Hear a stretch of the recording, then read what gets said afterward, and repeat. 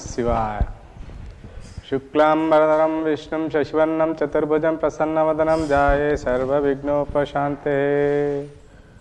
ఓం తల్లే నిన్ను దలంచినే పుస్తకంబు చేతన్బోని నీవు నా ఇల్లం బంధునిత్య జృంభణంగా శోబ్దుల్ సుశబ్దంబుల్ శోభిల్లం పలుకుము నాదువాక్కునన్ సంప్రీతిన్ జగన్మోహిని గులాబ్జాక్షిణి సరస్వతి భగవతే పూర్ణేందు బింబానన. ఓం శ్రీ సద్గురు శ్రీ ప్రేమానంద స్వాముల వారికి జై. స్వామి నాయన మీకు స్వామి ఎట్లా పరిచయము, మీ అనుభవాలు చెప్పండి. నేను స్వామి స్వయాన మా అమ్మగారి వాళ్ళ అన్న ప్రథమ పుత్రుడు. మాకు ఒక 12 సంవత్సరాల వయసులో ఉన్నప్పుడు ఆయన తపోవనంకు వచ్చినాడు పాదయాత్ర నుంచి. ఇక్కడ దాదాపు ఒక 500 పైచులకు కిలోమీటర్లు పాదయాత్ర చేస్తూ ఈ యొక్క గండి క్షేత్రం నందు ఆయన ఆశ్రమంలో వచ్చి ఇక్కడ నిలబడి ఉన్నాడు.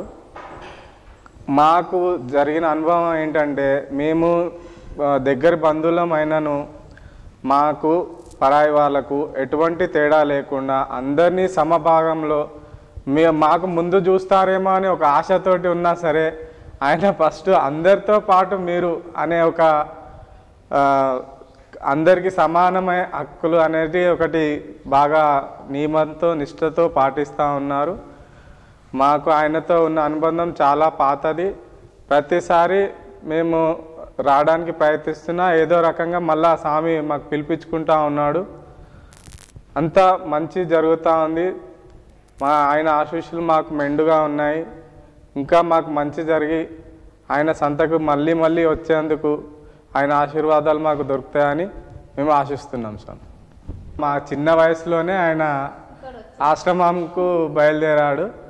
అక్కడ మేము స్వామి ఉన్నప్పుడు అట్లా వాళ్ళ కుటుంబీకులతోటి కానీ వాళ్ళతోటి కానీ మేము బావి కాడికి వెళ్ళినప్పుడు కానీ ఒక మామిడి చెట్టుకు కాయలు తెంపియడం అట్లాంటివి చాలా చాలా చిన్న చిన్నవి చాలా తీపి అనుభవాలు చాలా ఉన్నాయి. అది తలుచుకుంటే చాలా లోపల ఆనందం వేస్తుంది. ఇంకా ప్రత్యేకంగా అంటే ఇక్కడ వచ్చి దాదాపు స్వామి ఒక 27 నుంచి 30 సంవత్సరాల దగ్గర అవుతా ఉన్నట్టుంది. ఇంకా మేము ఎప్పుడూ ఒక 2-3 సంవత్సరాలకు లేదంటే ఏదో శివరాత్రికి అట్లాంటి సందర్భంలో వచ్చాము. ఇక్కడ వచ్చినప్పుడు కూడా స్వామి అట్లా మురిసిపోతూ ఉంటాడు.